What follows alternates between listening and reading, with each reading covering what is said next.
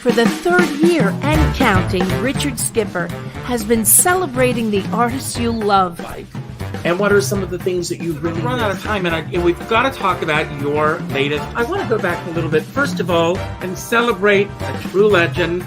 Richard Skipper is all about celebrating life, art, and his guest body of work. And did you pursue performing opportunities while you were in high school? Please join us while he showcases these diverse and talented individuals. Here's Richard Skipper. Happy Wednesday, everyone, and welcome to the latest edition of Richard Skipper Celebrates. Who or what are you celebrating today? For those of you who are here in New York or the New York region, we are celebrating snow. Yes, you heard that right. I got up this morning and I went for my morning walk, and it was so warm when I came back in that I had to turn the heat down at the house. And then an hour later, it was snowing outside. But there's a lot to celebrate. And the word for today is cooperation. And I am so excited about today's guest because we have one of the hardest working musicians in the business, and he is here, and that's Todd Schroeder. And in the midst of his business, he is here today, and busyness is the right word. Todd, I want to ask you, as I begin with every show, by asking you, who or what are you celebrating today? Wow, what a great way to start the day. First off, thanks for having me here, Richard. It's great to be part of your program, and I watch it. It's amazing what you do. You bring out so many great colors in people, and I'm honored to be part of that. So thank you very much. Thank you for that. Thank you. Celebrating today. Let's see. I'm celebrating family. I'm celebrating careers, mine and everybody that I know. And I'm celebrating opportunity. You know, it's a crazy time right now in the world, and it's hard to focus on what we're doing, knowing that other things are happening. But there are a lot of opportunities that I'm very grateful for here. Absolutely. And thank you for saying that, because it is, I mean, all of us, I was talking to someone yesterday, and when you think about the things that we desire in our lives, the things that we want, the things that we feel that we need in our lives, in the scheme of things on the other side of the planet, it doesn't seem that important. But of course, they are important to us because they are the things that fill our souls. They're the things that get us through each day. And they are important because not only do they nourish our souls, but they nourish the souls of the people that we know, the people that come to our shows, hopefully the people that are watching right now. So it is important that we keep moving forward and that we keep bringing our light into the world. But we do have to take the time to pause and think about what is going on around the world right now. So thank you for even acknowledging that right now. Today is also, to shift gears very abruptly, it's National Meatball Day. Are you a cook? Do you cook? Obviously, that's why I'm on today, because it's very clear that I am the national meatball representative. Yes, that's right. That's my role. So, but do you cook at all? Are you a cook? Can I tell you, I'm not. I cook to survive. Every once in a while, if I need to be impressive, I grill. I grill an awful lot. I probably grill 3 times a week. And I grill everything. I'm a pescatarian, so I grill a lot of fish, a lot of vegetables, and everything. I mean, I grill carrots and I grill broccoli. And so I would say I'm a griller, not a cook. But you do deal with a lot of ham. I deal with a lot of ham, yes. No, I'm on sure Saturday, we'll discuss that, yes. We will discuss that. I had Sam Harris on Saturday. And before we started the show, he sent me the link to your amazing show because it is a collaboration. And what an emotional roller coaster ride the two of you took me on Saturday morning before I even got through my first cup of coffee. That's a way to start a day. What was that? For sure. That's a way to start a day. But it was an amazing journey to put your life story on stage like that is an amazing feat. So kudos to both of you.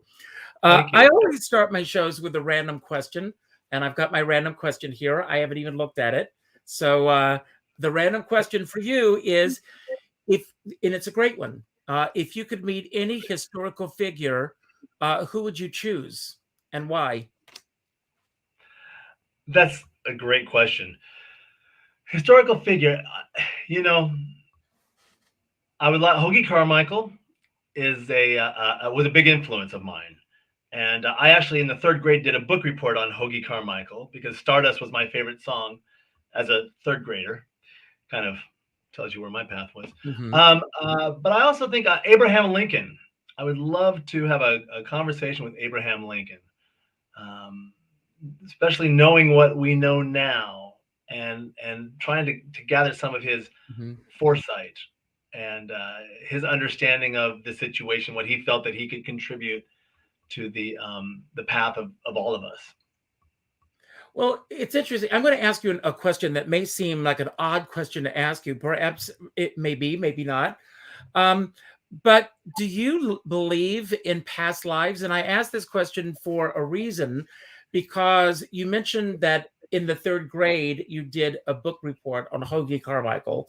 But in doing my research on you, you had this amazing gift at such an early age. You knew from an early age that you had this gift.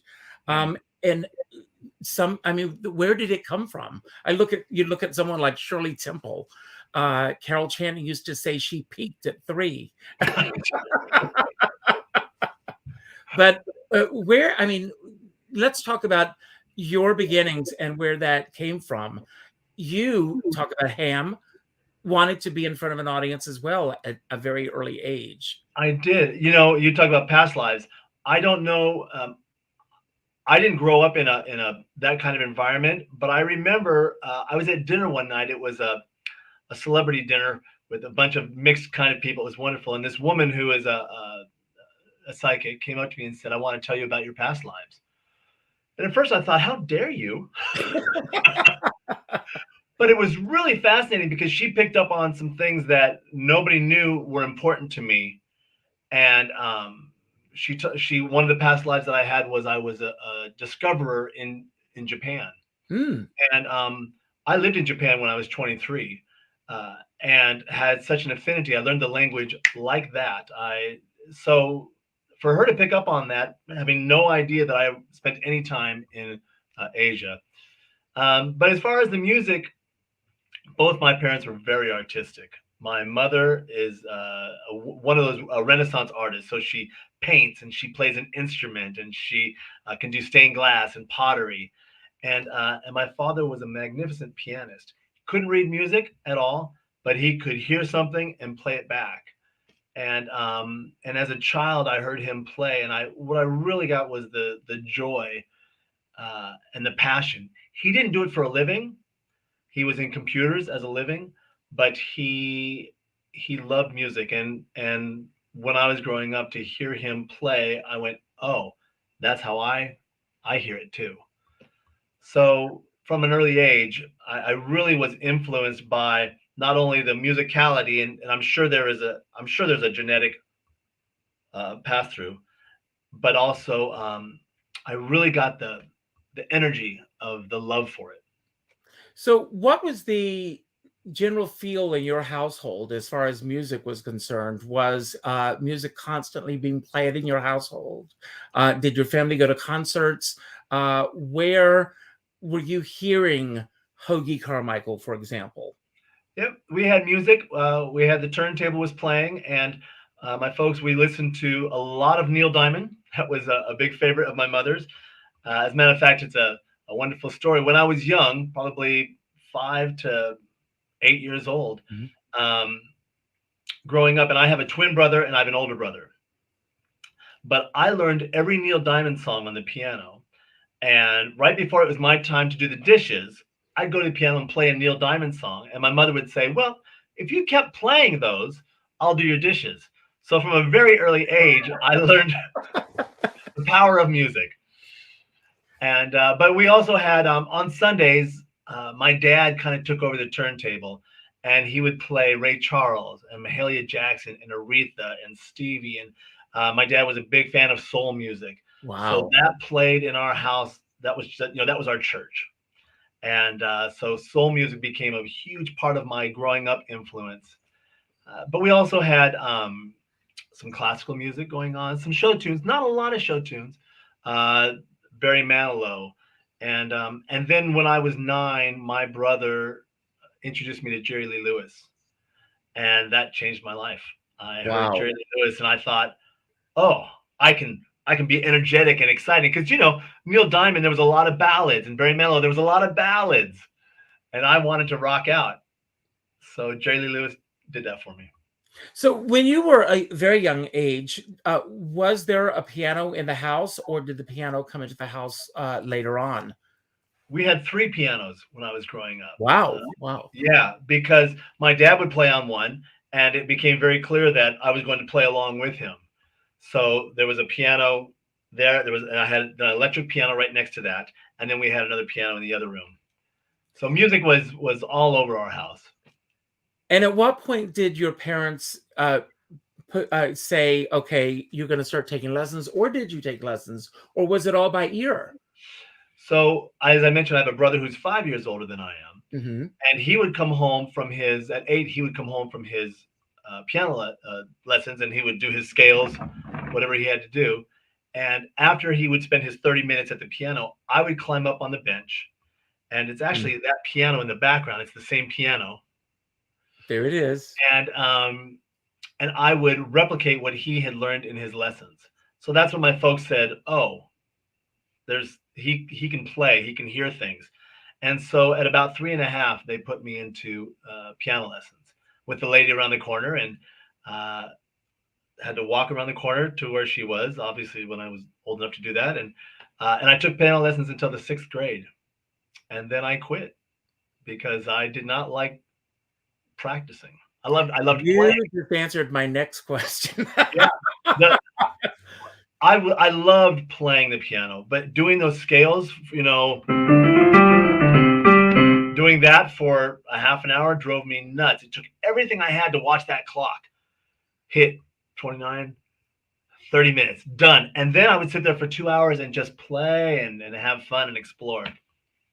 And were your teachers, your instructors, were they enthusiastic about your enthusiasm to play, or were they frustrated at you not wanting to play the scales?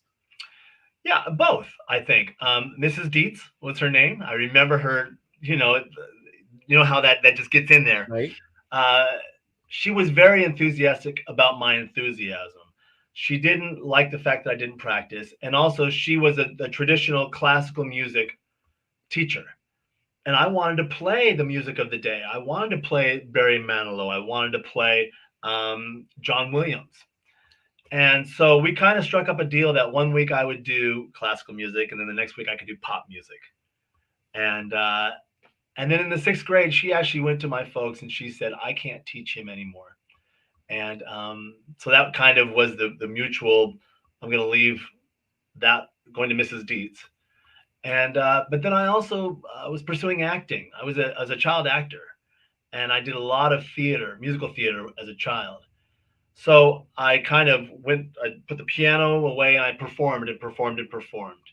And then when I was about 13, we moved up to Northern California, and then I had to make a choice. What do I want to pursue? And it became piano. And do you miss the? I mean, do you miss the acting, or I mean, you get a chance. I feel like I do it every day. You feel that you do that every day, but when did the opportunities start happening for you, where people were saying, "Hey, would you come in and play for me?" Well, so I moved up to Northern California, and I actually started playing in clubs when I was 14. Because I knew all the old standards, because my dad had taught me the Hoagie Carmichael and the Misties and the Tenderleys and Scotch and Soda. So I had this whole library of music from the 40s and 50s. So I started playing in clubs when I was 14. And when I did that all through high school, Then I actually toured the United States for 3 years, playing in clubs. And then I went to Japan for a year and performed there. And then I came back to, I'd never worked in Los Angeles. So I came back to Los Angeles, and I saw there was an open mic. And I thought, well, I'll go check out the open mic. So as everybody does on their first day, you go to the sign up on the list. And at 1 o'clock in the morning, they finally got to my name. They called me up, and I went and I played. And after I finished, the owner of the club said, "Can you read music?" And I said, "Yep." And he said, "Can you come back next week and play for everybody?"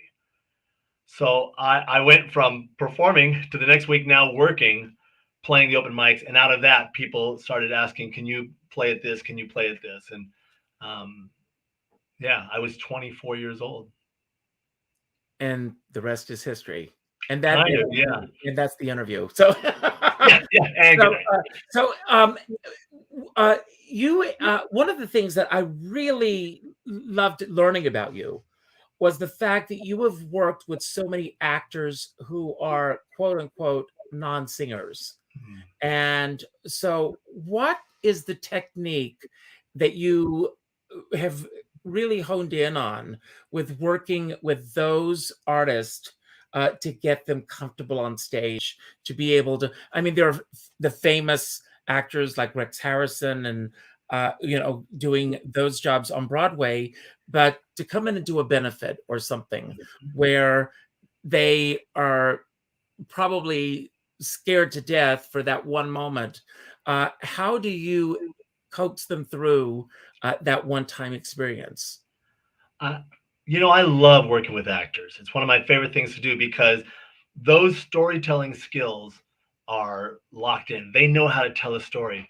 So the first thing that I let them know is, do not abandon these amazing skills that you have developed because you have to sing.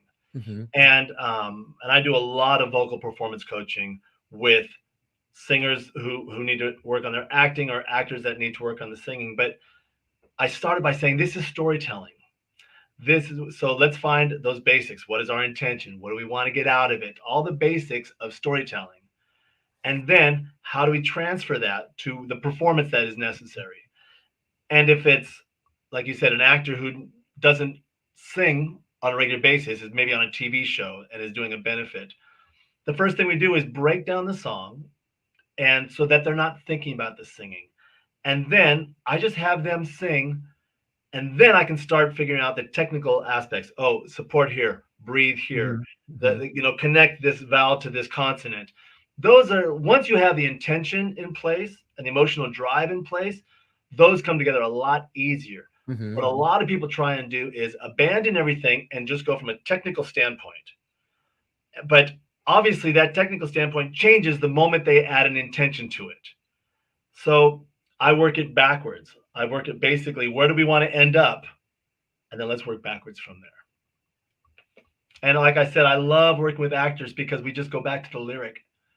The lyric answers all the questions. The lyric answers, how are you going to sing this? How are we going to place this? What are we going to do here? If it's a well-written song.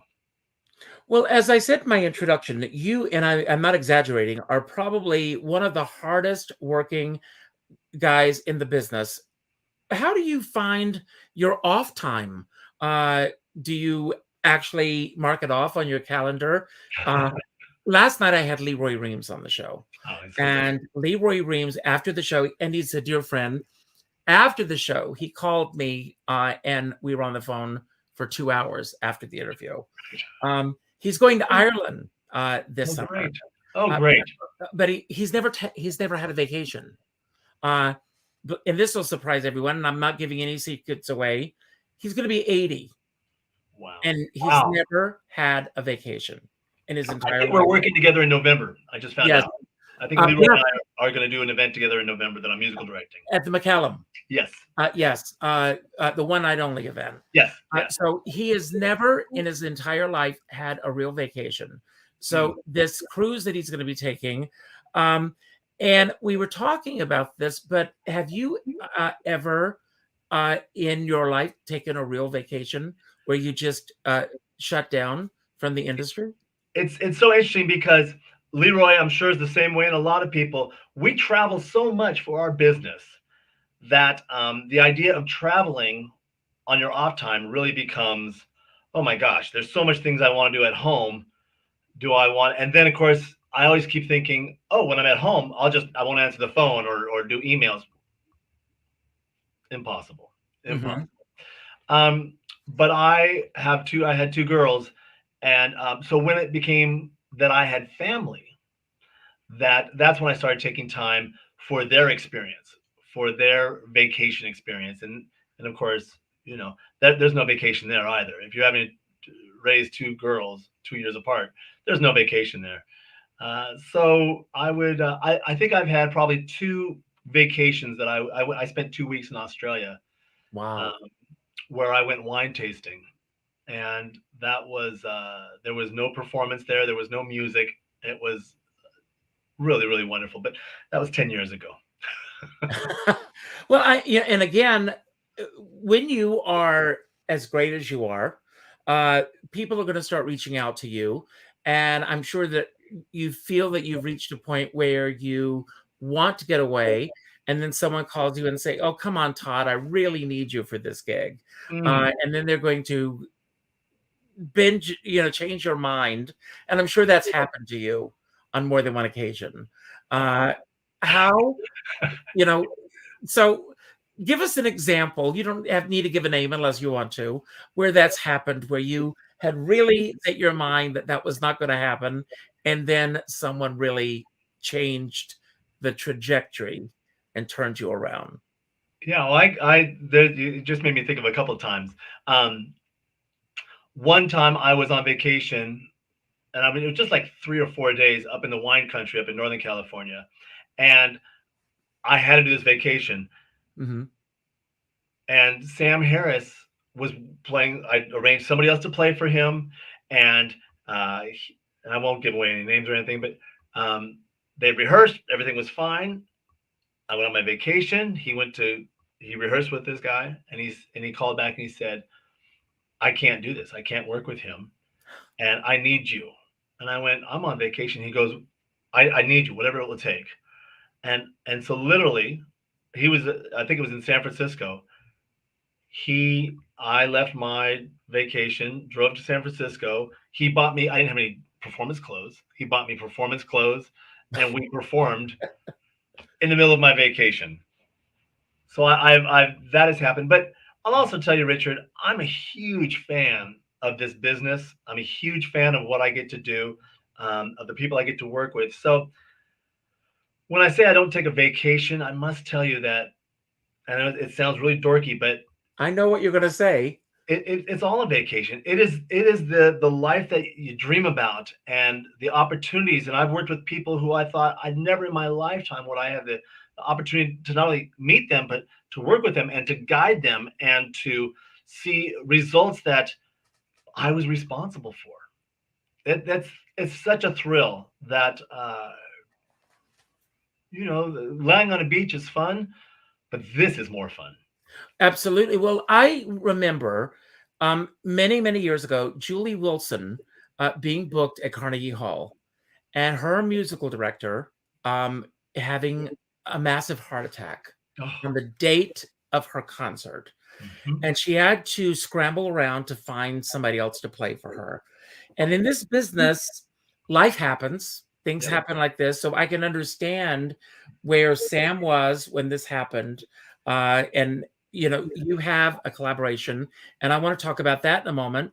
But K.T. Sullivan, one of my favorite entertainers, when I started in this business, one of the things that she said to me, with all due respect to you and every other great, phenomenal, and I've worked with some great entertainers and musical directors in this business, she said, have at least 5 people who know you and that you can work with, so you're never at a loss, so that you're able to go with someone. And there's some people who will say, I can't work with anyone else. But collaboration is very, very special. And would you say that your collaboration with Sam is your longest collaboration? Or are there collaborations of others that you've worked with longer? Certainly on a consistent basis. Sam and I started working together in 1992, December of 1992. So we're coming up on 30 years Wow. this year. Yeah. And we worked together and we hit it off like that. We were doing a charity event. I was musical directing and he was the headliner. And they said, you're going to work with Sam Harris. And, I knew who he was. We all watched him growing up. Yes. Yes. I was in high school and so I knew who Sam Harris was. And I thought, oh my God. And I'm trying, yeah, because I started working with Nell Carter shortly after that. Oh, yeah. And so Sam would have been the first celebrity that I worked with. And we hit it off like that. The moment we sat down, I started playing and he started singing and he did a little lick, a little gospel lick, and I threw a little gospel lick in there also. And we started just kind of, and by the end of the song, it was Bridge Over Troubled Water. And we were both like, yes, yes. And I remember he said, I want you to be my music director from now on. And I thought, oh, okay. Didn't know that meant a 30-year collaboration. It's incredible when that happens. Yeah. I mean, you know it. I mean, you feel this energy come along, but we know the basics. But what is the secret of a great collaboration? I mean, it seems simple on some levels, but it's not always simple.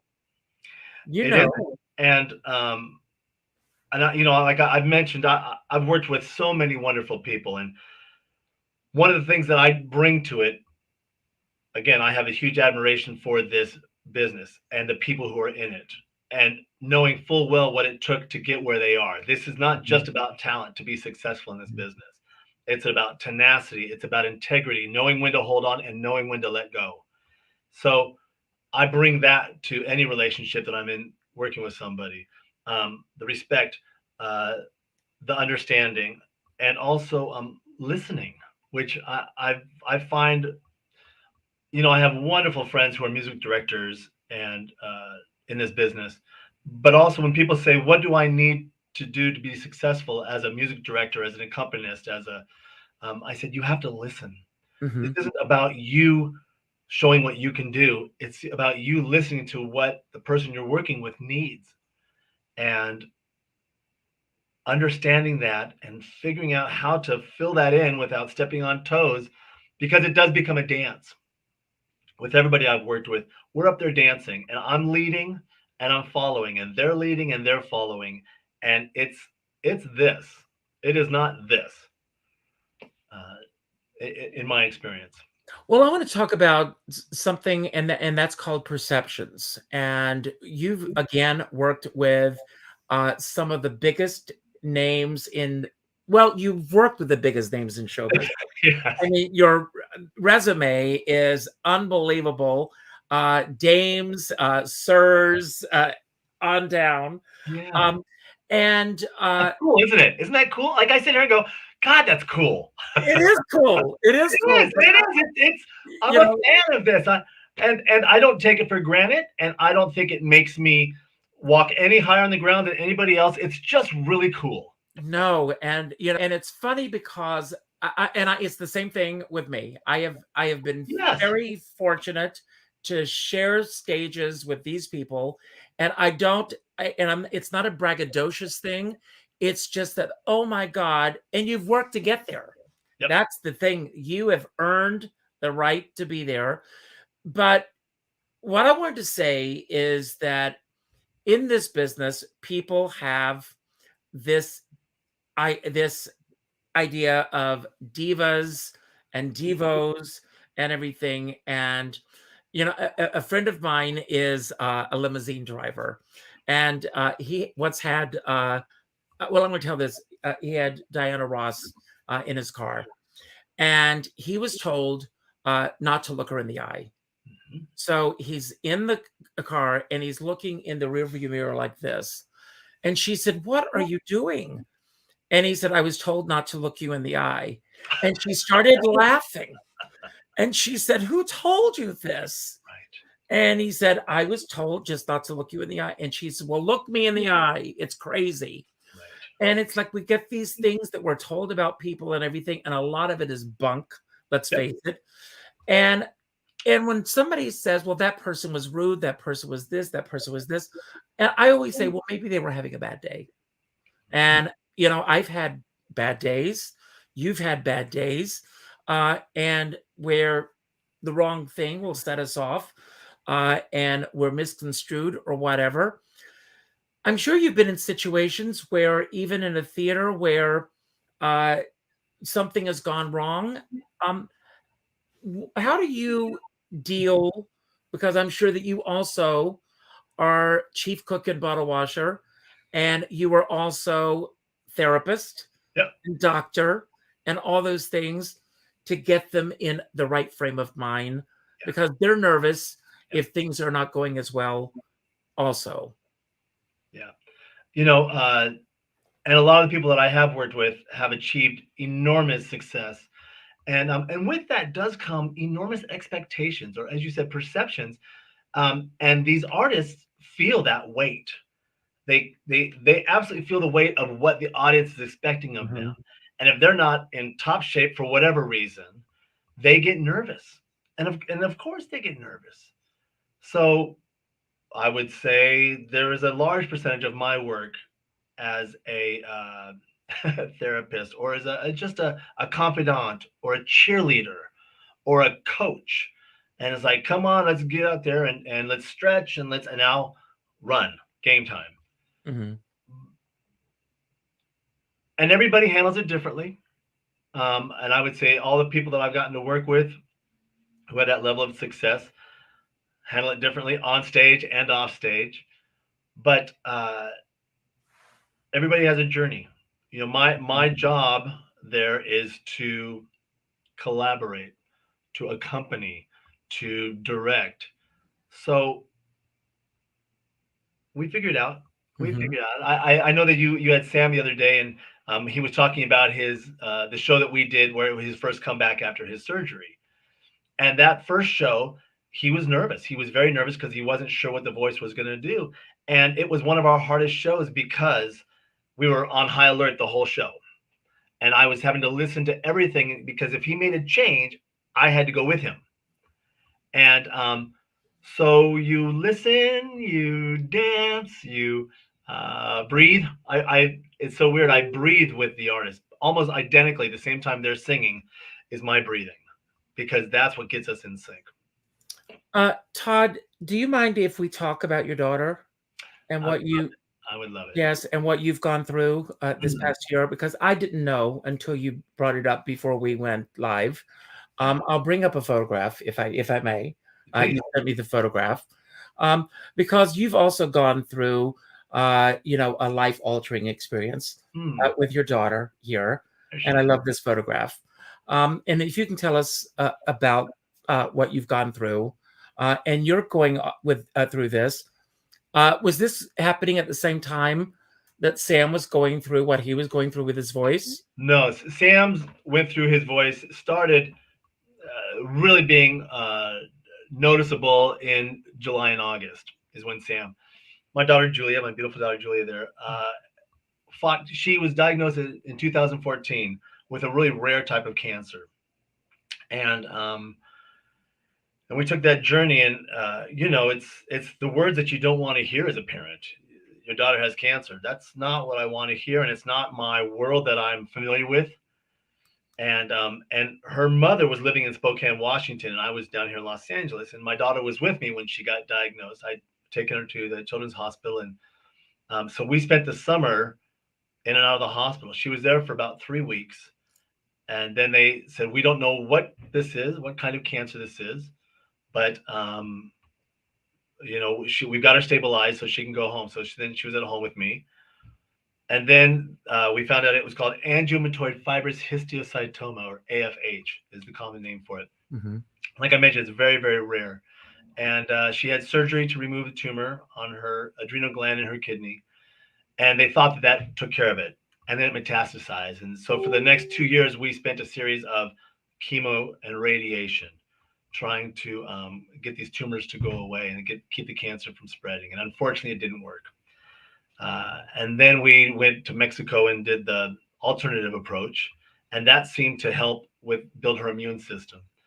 But as unfortunately happens with a lot of cancer, it finally got the best of her, and on in June of last year, she passed away at the age of 18.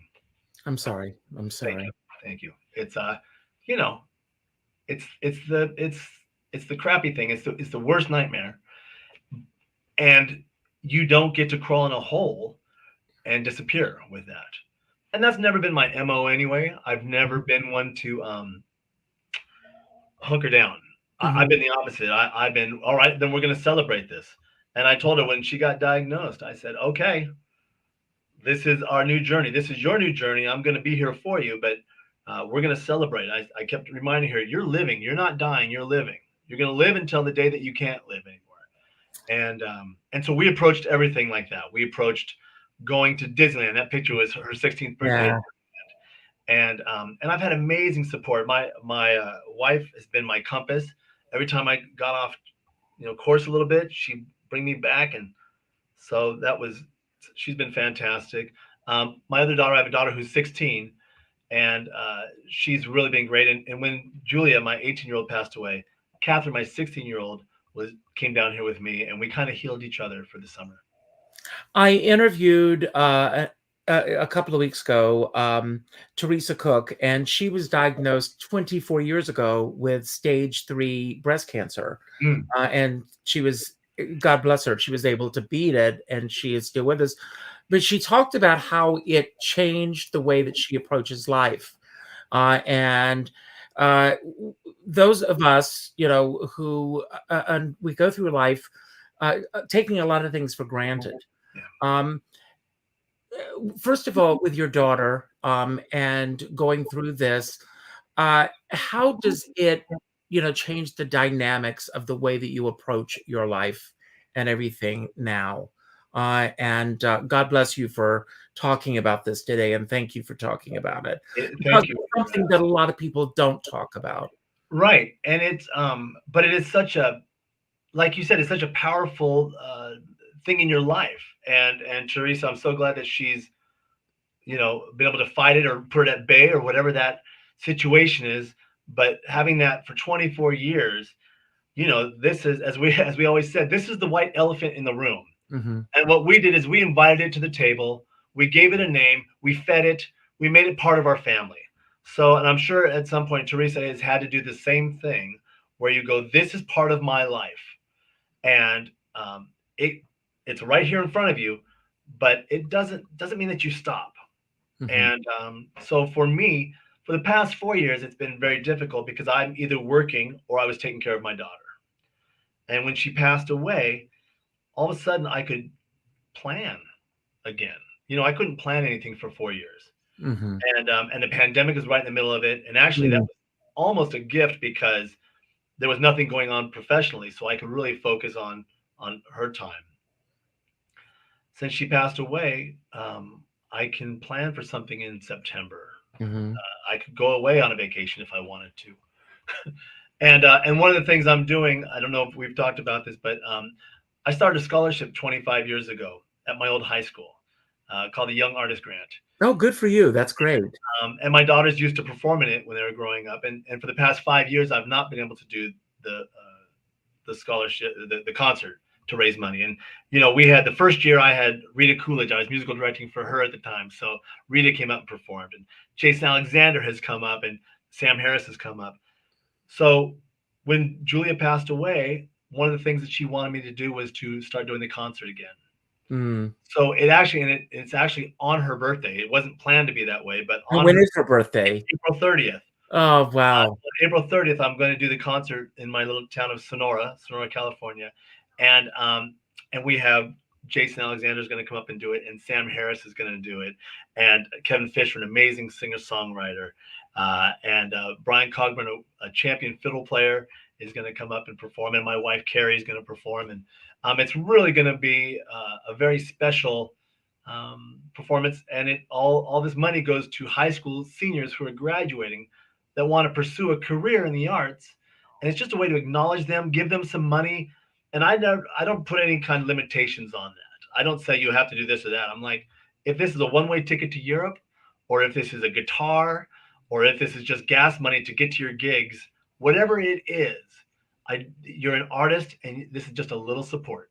Will you send me information so that I would if love anyone, to. so that anyone wants to contribute, that they can do so?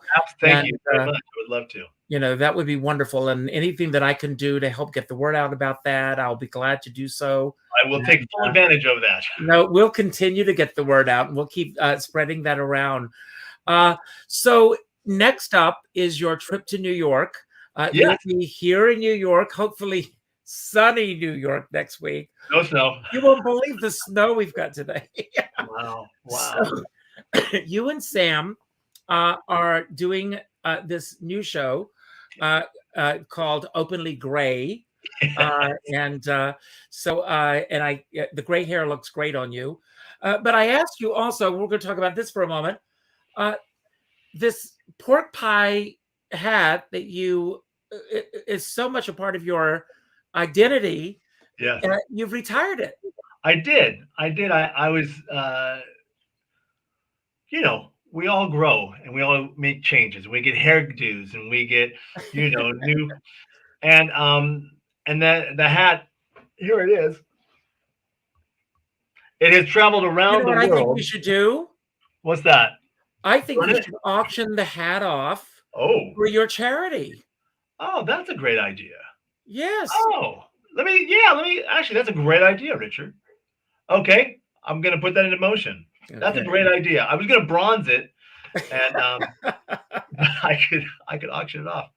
That hat I've been wearing since 1999, and I was doing a concert at Joe's Pub with Sam Harris, and it was Joe's Pub, which is, kind of cool and hip. So I went down to the Village and I saw the pork pie hat in the window of a hat shop.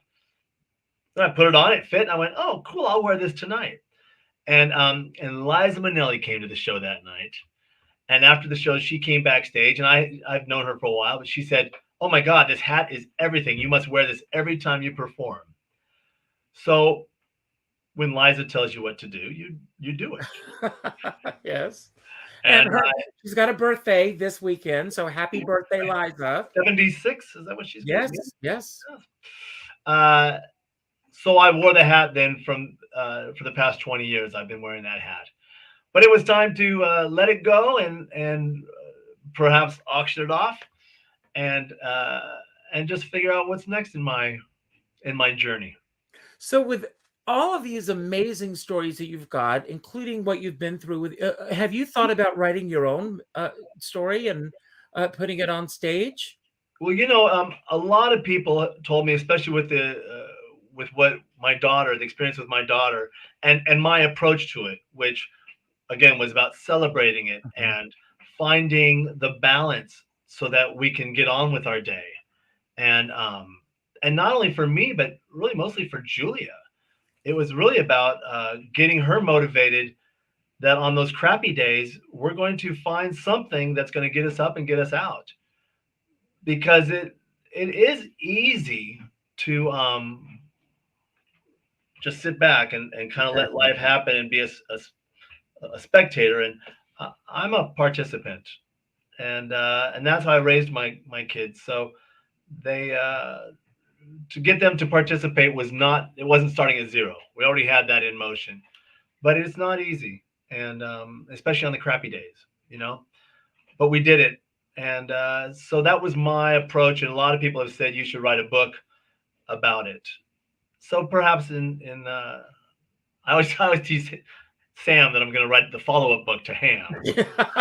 Mine's going to be called Cheese. I want to talk about Ham. The music in this is so incredible. The songs, the other day, somebody wrote on Twitter, what's the song that you cannot get out of your head? And I said, Ham by Sam. I just can't get out of my head. Great. We love that. You were putting the show together. And I have my own one-man show about my journey from South Carolina to New York. And I asked Sam this same question. How do you choose, what to put in and what not to put in? What to leave out? His story especially after the success of Star Search. And for me, it was very painful, those newspaper stories coming out. There's been a lot of that going on lately. I'm seeing, right now, Beanie Feldstein. I'm seeing horrendous things on social media about her coming into Funny Girl. Right. For God's sake, folks, celebrate it. Yep. I've seen the horrible things being said. Somebody wrote this morning, there are a lot of mistakes in the new West Side Story. There are no mistakes. It may be a different view from it, but no mistakes, in my opinion, for what it's worth. Let's just celebrate them. Right. Pamela Anderson is coming to Broadway in Chicago. I just reached out, Pamela, come on the show. I'll celebrate you. Yes. But it's in our not mine or yours, but it's in the nature of so many people to denigrate and to tear people down. Have you experienced that in this business? Sure. I mean, what happens, and I have a whole philosophy on worth, because I think everything comes down to worth. If you have it or if you don't have it, that's all the decisions, all the greatest love songs, everything has been based on worth. Well, that's the theme of my show. Is it? Well, there you go. I'm celebrating worth. Yeah. And so I do find that people who are trying to bring down somebody else is simply to feel elevated. They're doing it. They can't get themselves up. And the only way to feel of worth is to bring somebody else down to their level or below. So, and we see that with all aspects of people. There are journalists and stars, and everybody deals with worth.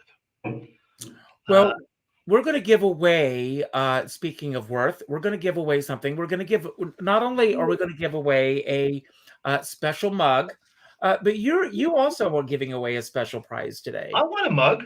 I'm going to send you one. Okay, great. Actually, I think I'll give it to you in person. You and Sam both at Feinstein's when I see you there. I'm hoping to get there. But the word today is cooperation, because it's all about cooperation in this business. But you also are going to give away a special prize today. You want to tell everyone what you're going to give away? Well, when we were discussing about this, and I'm such a fan of what you're doing, because, as we talked earlier, this is not really an interview show. This is a celebration show. And it's about celebrating artists and celebrating the business and celebrating everything. And when we talked about what can we do for people, and I mentioned, well, I would love to, if anybody was interested in having a custom-made piano track that I would do in my studio. And if it's a song that they want to sing for an audition, or if it's a song they want to sing for a performance, and I would do a track here in my studio for them. So you got it, folks. You can get your own track today. So this is my homage to James Lipton inside the Actors Studio. I've got my questions for you today. All right. And the first question that I'm going to ask you is, and this, I pulled this question last night for Leroy Reams, because yesterday was the International Women's Day. Yes. And so the question that I'm going to ask you is, what one woman most affected the choices that you've made in your life and career? That's an easy one. It's my mother, Sally, who is fantastic. She is the greatest cheerleader. And when, she's not just like, oh, everything's great, you're wonderful, you're magnificent. She is. I remember I was 14 and I said, I want to go to Juilliard when I, for college. And she said, you should. You are absolutely, those are your people, that's your tribe. She said, we don't have any money, we can't afford it, but absolutely that's where you belong. And I remember her saying that, and I went, that's the kindest thing you can say. Like, she didn't poo-poo the idea or she didn't bullshit it. She just went, yep, this is something that you should absolutely try and do. Our situation right now, we can't do that, but dream. Go out there and dream. And so she's been a big supporter of my dream. That's wonderful. God bless Sally. Yes. What is the best, well, This question I pulled again. I had for Leroy last night, and I think your daughter sent me this question. So this is in honor of your daughter. I'll take it. So, what is the best possible attitude that we can all have about passing on? Well, a couple of things that would come to mind. I remember when the day that she passed away, my wife said to me, "Now she knows the secret." Hmm. And I had never heard that before, and I thought, "Oh, what a beautiful way to honor that transition." Now she knows the secret, and it gives us something to not be afraid of. It gives us something that we can actually go, "Yeah, I'm okay with this next step. This next step on this journey." And I don't, I feel Julia everywhere. She's in the wind. She's she pokes at me all the time. Sometimes she slaps me across the face. And but no, I would say that, we that's not the end of it. Now she knows the secret. That's wonderful. I love that. What is the best and worst thing about the day that you had before you sat down in this chair today? The best thing. I'm so grateful that the phone rings and the emails come in for work, because again, this is something that I love doing. Mhm. And especially in the past 2 years, it's been, Mhm. knock on wood, I've been very grateful that I have stayed busy, but there are a lot of people who have not stayed busy. And so I got some wonderful work yesterday. Oh, Uh, wonderful. the not so great thing is I did a TV project last week, and they have messed up on the paperwork. Wow. and it's hours, not hours of time. It's probably an hour and a half, 90 minutes worth of time dealing with it. I know. That's the And flip side of this business, and folks. nobody wants to chase money. Yeah, yeah. What Again, Richard, I have to say, if that's the worst of it, I'm doing all right. You're doing all right. So, what activities outside of the business give you purpose? Purpose. Because I thought you were gonna, what I love to do. I love to golf. Okay. I don't know if golf gives me purpose. I do like being a father. I do. Yep, I do like spending time uh, with my daughter Catherine, who's Mhm. 16, who is a musical theater geek. And as a matter of fact, I'm flying up to Spokane on Friday. She has a production of Our Town, and she's playing Emily. Oh, good for her. So yeah, I did Our Town in summer, my first stock job. And right. It's such a great play. I mean, and it still stands. That's what's so amazing about it. Thornton So I like Wilder. being a father. That does give me purpose. I like being a husband. I like yeah, it's so fun outside of work. I write music all the time. Sometimes I do it for work, and sometimes I do it for my heart. I don't know. Is it work? I don't know. I don't know how I That's do mine. great. What is the major lesson that you have learned from what you've been through in the past year? Yeah, it doesn't have to be perfect. It's been a big lesson. I like I like doing everything and being really good at it. And there are just some things we don't have control of. So I've learned that it's okay not to have control of it, and I'll always do my best, but um, don't get hung up on that. That's great. Yeah. Have you ever had a job outside this business? And if so, what was it? When I was 18, I moved to Morro Bay, and I got a job playing at the Inn at Morro Bay on Friday and Saturday nights, but it was not enough money to pay all my bills. So I got a job in a clothing store for a couple of months, men's Mhm. clothing, and I it certainly makes you appreciate everybody who works. I had to be there, I had to clock in, and I did it for, like I said, about 3 months, and then I got a job musical directing at a theater, and that changed everything from there. But uh, clothes, yeah, hanging Okay. clothes properly. Okay. Be careful with this next one. What is your best vice? My best vice, I do like wine. I do Okay. like I do like wine tasting. I do like finding good wines. Uh, but it's with the intention of having friends together and celebrating. So it's not, I just want to sit here and drink wine. It's, oh my God, I can't wait to share this with whoever I'm celebrating with. Okay. And how has social media changed your life? That's a great question. It's changed everybody's lives, hasn't it? Yeah. I think that we're able to access information that we never had before. Um, I've been able to share my music and what's important to me with people all around the world. And so the old idea that you throw a rock into the water and the ripples go Mhm. out. The shores that those ripples show up on are a lot further than they used to be.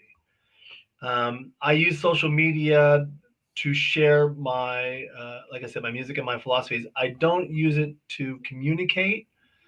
Um, everything that went down with my daughter, I did not share on social media because everybody has a different opinion about what they're receiving, and so I didn't need to share it with everybody. That is a very important comment right there. I love what you just said. Um, and is there any part of the business that you are weak in? I say yes a lot. I probably need to say no more.